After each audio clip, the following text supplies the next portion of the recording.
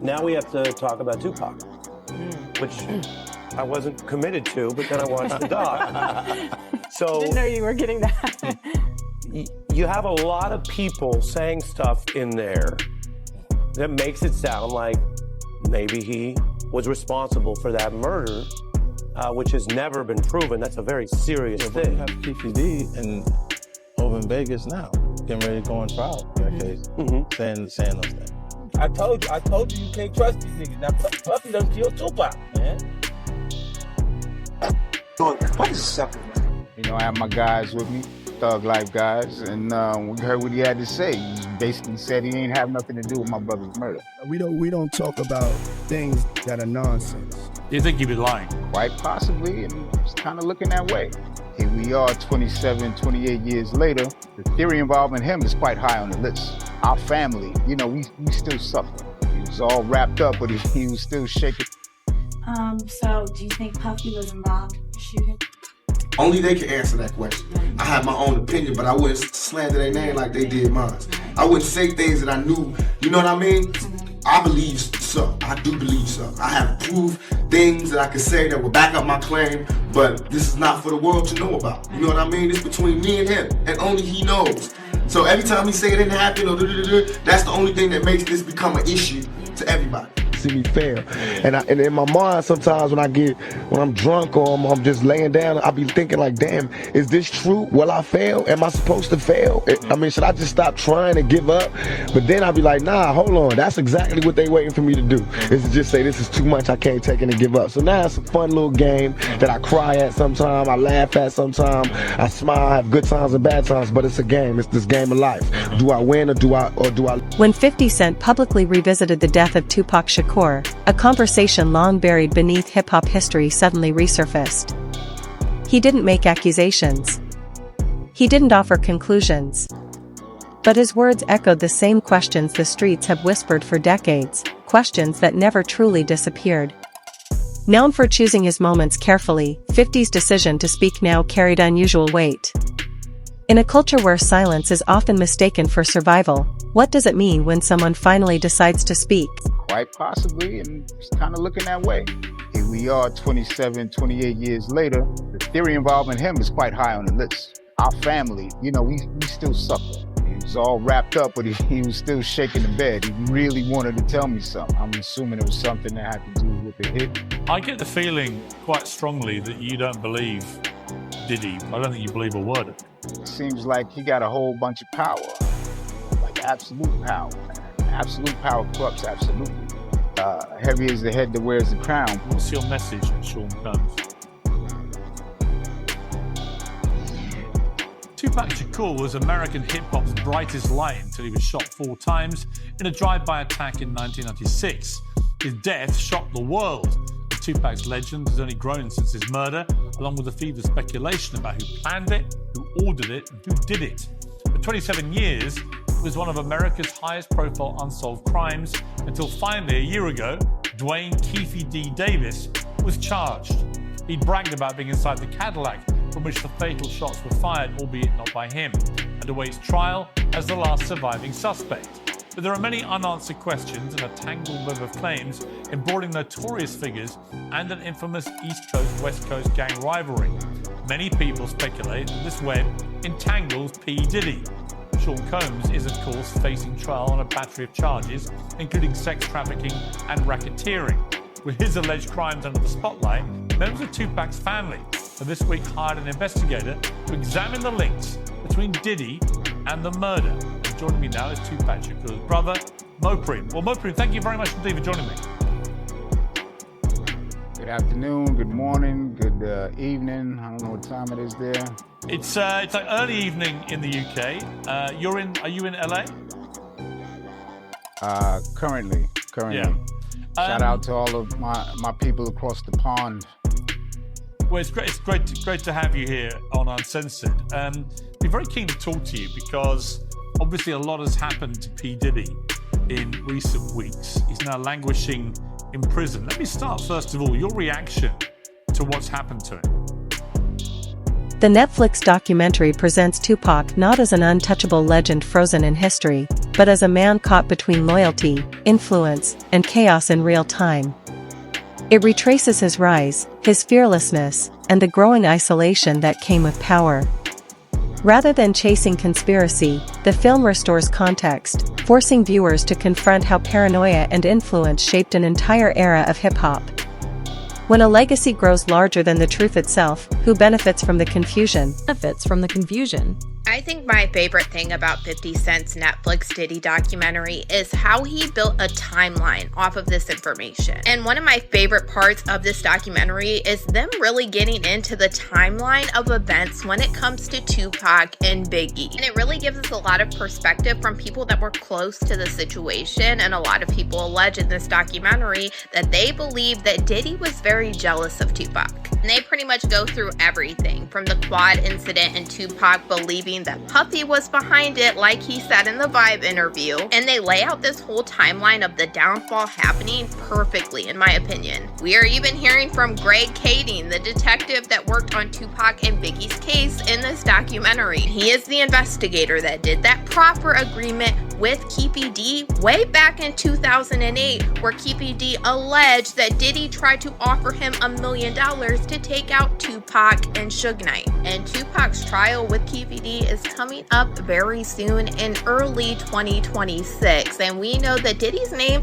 has been dropped at least 200 times during these proceedings already. So this is one case that I am definitely waiting for and I am going to cover. In Keefy D's 2008 proffer agreement, he alleged that Diddy's friend Zip Martin is the one that gave him the weapon that was used to take out Tupac. And Keefy D told the investigator Greg Kading that Zip Martin had a special compartment to keep this weapon in his car that he drove to Las Vegas. And in this documentary, we have Greg Kading confirming that Zip Martin did drive the same type of vehicle that Keefy D alleged to Las Vegas this night. And then during this documentary, we heard from the former president of Bad Boy, Kirk Burroughs, who alleged during this time, Diddy had him hiring a whole bunch of people and getting cars to drive to Las Vegas. And he is now very curious into why Diddy wanted to do this. And he said, in his opinion, he now believes that Diddy was behind. You know, there was the rumor that after Pac got killed, Puffy gave Zip $1 million that was supposed to be handed over, and Zip ended up keeping it. And I remember when I interviewed TK Kirkland, who was actually roommates with Zip at one point. They were that close. He actually said, yeah. The feds said that too. He said that shit actually happened. Well, the story that has circulated was that after Tupac got killed, Puffy allegedly gave the money. I heard to Zip. Yes. And Zip was supposed to give the money to Keefy and them. Yes. But he never gave the money to him. But thank God he never gave him the money, right? Think about it. If he gave the money, Puffy would be in prison now, money for hire, a murder for hire. So thank God. It's just a true story. I'm not saying yes or no, but if he would have gave him them the... Without making direct claims, the documentary explores why Sean Combs continues to appear in public discussions surrounding the case. Journalists and former associates explain that it wasn't evidence that kept his name alive for decades. It was proximity to key moments that people could never fully explain. The film's refusal to simplify the narrative becomes its greatest strength. In the absence of answers, can repetition itself begin to sound like accusation? It'd have been a murder for hire and Puffy would be locked up. The FBI said he's a dirty motherfucker. Yeah, and he even said that, like, in retrospect, that was probably the best thing that could have ever happened to Puffy. By Zip stealing the money, now Puffy isn't connected to that shit. Or else it would have been like a murder for hire or something, you know what I'm saying? The FBI said Zip. So the FBI told you he was a dirty motherfucker, yeah. So the FBI told you that Zip kept that money as well. They said Zip's a dirty motherfucker. Everybody crossed you. You're the last one to know every fucking thing. Even lawyers, your friends, everybody can cross your ass. You just don't know. Even the dudes you was riding in the car with every day, like a LoJack. What the fuck? Yeah, well, I mean, like I said, Zip had a history of ripping people off. Yeah, he never ripped me off. Well, otherwise he wouldn't have. Did he technically do? I mean, if he kept the money that Yeah. supposedly. True. So actually, he let you off for $1 million. Yeah. If that's what happened, yeah. They sure said it. The FBI said that. The people down, U.S. attorneys, all that, they said that. Zip's a piece. They said he's a piece of shit. But I didn't ever know that he got no money. But they said he got it. Yeah. Well, Gene Deal said he got it too. Kirkland, really? Yeah, everybody's, People close to the situation describe the East Coast-West Coast rivalry as something far deeper than music. It became a collision of identity, money, loyalty, and survival. Tupac's growing independence challenged powerful structures, while industry alliances slowly transformed competition into something personal. The documentary frames these tensions not as proof, but as pressure building beneath the surface. When fear and ambition collide, how quickly can rivalry become irreversible? Coming out of his room like that. And that's for real, for real. You understand? I'll be like, yo, when I had to, because most of the time, I would walk some of them to the door, walk them to get their cabs or whatever like that. Or, take them down the street and get their cabs and everything like that. Now you be like, I'd be laughing. I just kept a smile on my face when it came to that shit. Because I know for a fact, because he said it himself. He said, I don't know how to talk to women. I don't know how to talk to girls. You understand? I said, you don't have to know how to talk to nobody. You're a millionaire. You got it. So he was jealous of Pac because Pac ain't had to do that. Pac had that aura, you know what I'm saying? And he probably knew how to communicate with women. And most women who he talked to that said stuff, said about him. You understand? Like, and we talk about the whole incident of the Quad Studio shit. Like in the documentary, they was talking about that, right? You know what I'm saying? They talked about the Quad Studio shit. But they didn't mention the fact, and they left it out, that Big and C's did not know that Puff and Andre Harrell was in Jimmy Henchman's office the day Pac got killed. I mean, the day Pac got shot at Quad Studio.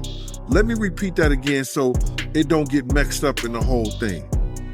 They did not mention that Andre Harrell and Puff Daddy and Jimmy Henchman were all in the office together. Puff was on the office because he was trying to spy on Big now. Because Big was writing the Junior Mafia stuff and Puff had his publishing. I told this to a couple of people before. I said it before, and you got people that's running with it like they knew the story in the whole 9 yards. You understand? They'll lie and you ask them, how do you know that? Who told you? They couldn't even tell you that. They'll tell you some lie, they did some kind of investigation, but it didn't happen like that. You understand?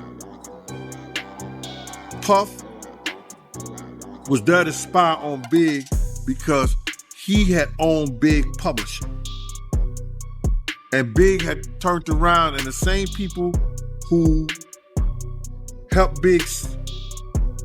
Puff get Big Publishing told Big to turn. Members of Tupac's family speak not with certainty, but with exhaustion.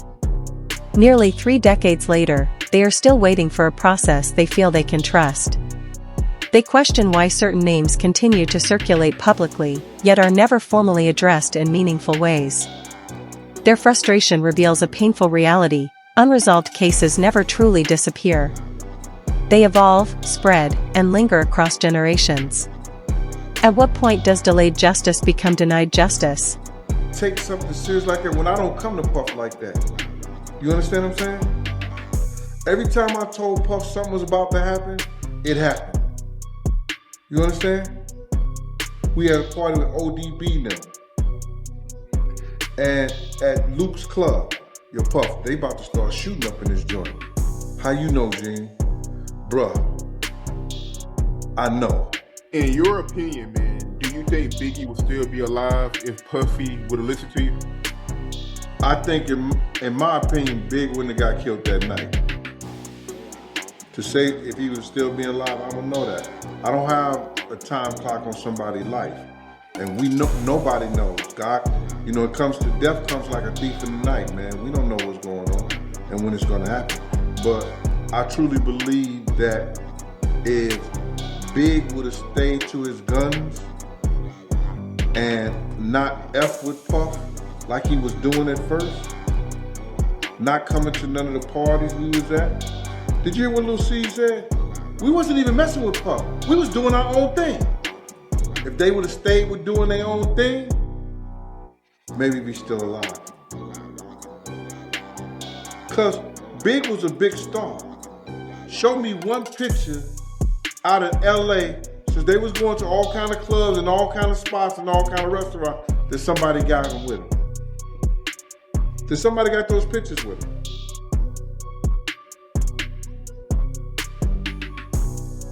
Have you seen any? Only place you seen them was at Sway, the radio stations, right? The video shoot. Where all the other places with all the other pictures? At one time in the mall. But they was out there 2 months, going to all the stations and everything. See, I think that what we're looking at is this, is that two men with two great egos that got all the money in the world. Now see, Suge had the blueprint. The documentary carefully revisits the night of Tupac's shooting in Las Vegas, presenting timelines, witness accounts, and contradictions without forcing conclusions. Instead of telling viewers what to believe, it highlights why investigators continue returning to the same unanswered paths year after year. The repetition itself becomes impossible to ignore. If crucial pieces of evidence have existed for decades, why does clarity still feel out of reach? You understand? Puff wanted that part too. He auditioned for that part too. You understand? People may not tell y'all that, but he auditioned for that part too. So you know he wanted, and then you gotta see, like, you could just go tell that the drugs had his mind so messed up, whereas that he started thinking he was Tupac. For instance, did you see that Grammy speech he did? I mean, I've seen quite a few speeches from Diddy. I don't remember. Hey, listen to the verbiage in there. He's saying the same stuff Pac was saying. Oh, wow. The same, okay. The same. If the people go back, he's saying the same stuff with Pac. Why? Why? It's crazy. You know what I'm saying? He did have he disliked Pac, but he also loved him in certain things. It's a strange, weird, it's a strange, weird, I guess, relationship that they had, bro.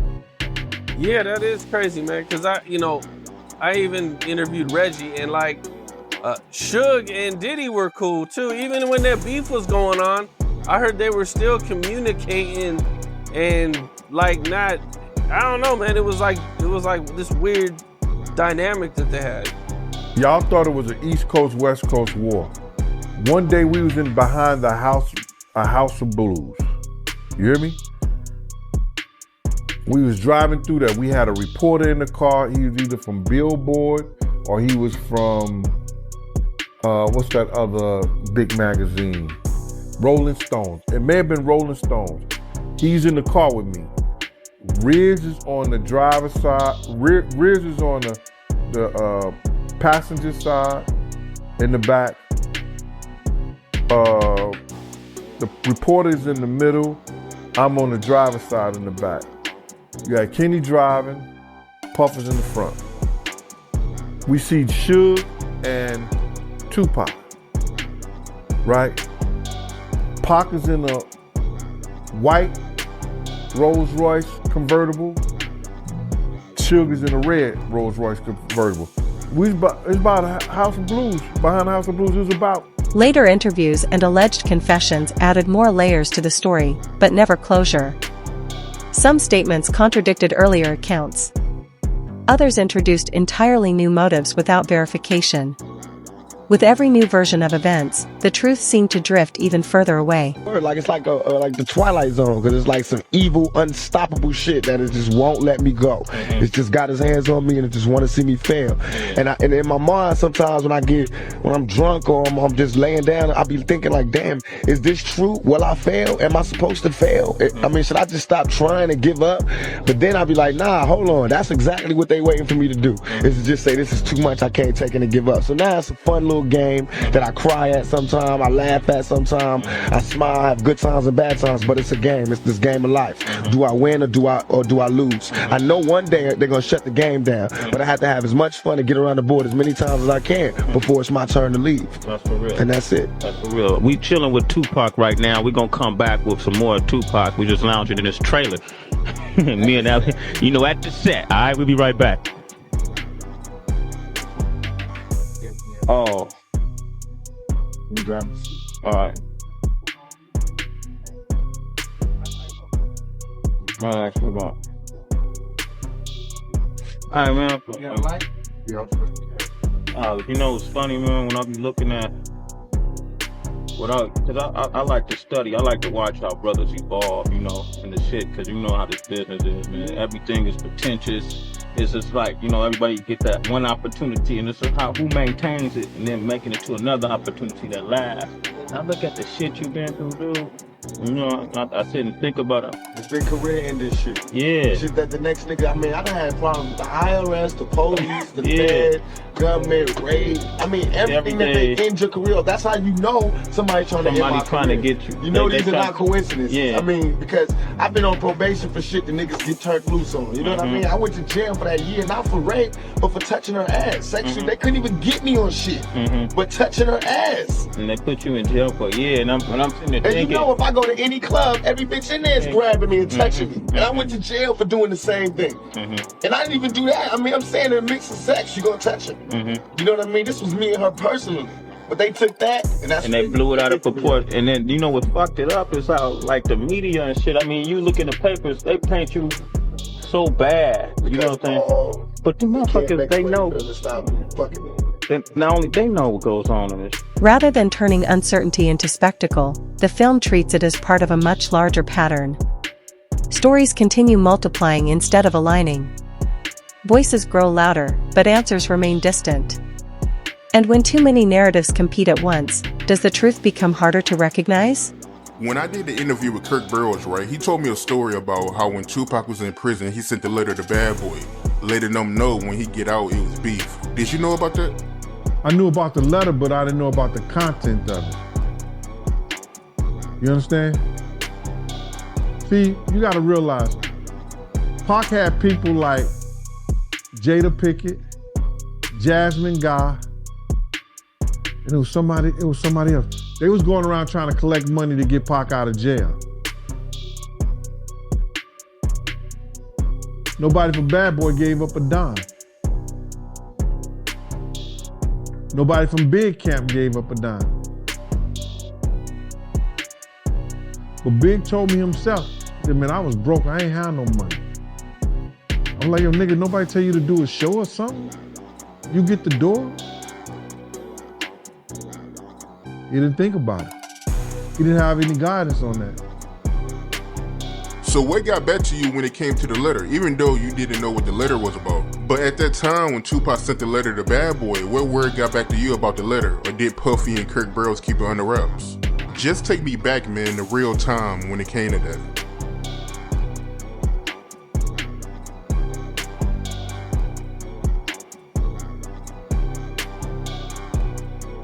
At the time, brother, let me just say,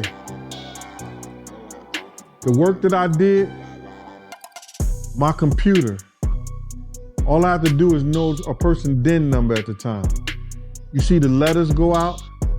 Do you understand that? You don't see the content, you see the letters. You see the letters that come in. You see the visitors, the people who call, and the calling log. I had privilege to that information. One of the documentary's most haunting moments focuses on Tupac's final hours. Family members remember silent attempts to communicate, words trapped behind medical tubes and fading strength. Decisions had to be made without certainty, without clarity, and without the answers they desperately needed. Even decades later, those moments still carry unbearable weight. When I heard about the letter, I went to look at the log. Because anything that goes out, they keep a record of it. Anything that comes in, they keep a record of it. You can't see the content of it, but you know that it happened. So I knew it to be true when it came out. As of late, Puffy, he been showing Tupac love on social media, man. Have you seen it? What you think about it? Phony and bologna on a pickle sandwich. You want me to say it again? Huh? It's phonier than bologna on a pickle sandwich. Yes, he did idolize Tupac. We all knew that. We knew that about some of the speeches he said. He said the same shit that came out of Pac's mouth.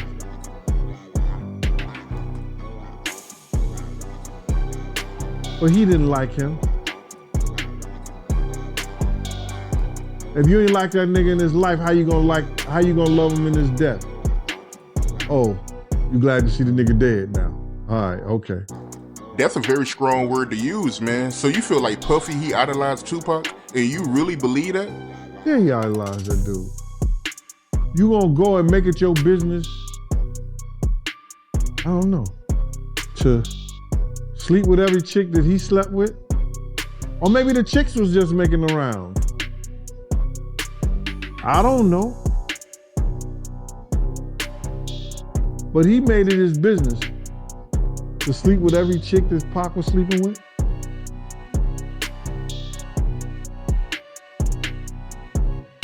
Pac was the first one that came out with that yellow and black Versace shirt. What Puff go do? I want that same shirt right there.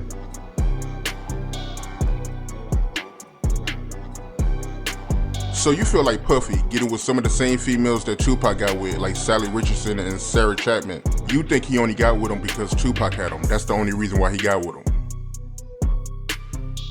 It probably was inspired because they was fine, but they put a plus on it because Pac had them. It's a lot of fine women out here. You know what I'm saying? But I want the one that Pac had too. All right. Was doing a video, and they was paying anyone to bring back a death row chain. So Pac looked at it like, this is deeper than Bloods and Crip. This is my enemies. You know, Puffy and them attacking us now because I'm with death row. So words on the street that if you bring back this death row chain so we can put in our video, this was the words on the street. Yeah. You know, like when I asked Bob James, he said there was. Like he said it very confidently. There was bounties on death row chains. Yeah. 10,000, I think? 10,000. Right. Your mom had a death row chain. She had a little bitty one. Right.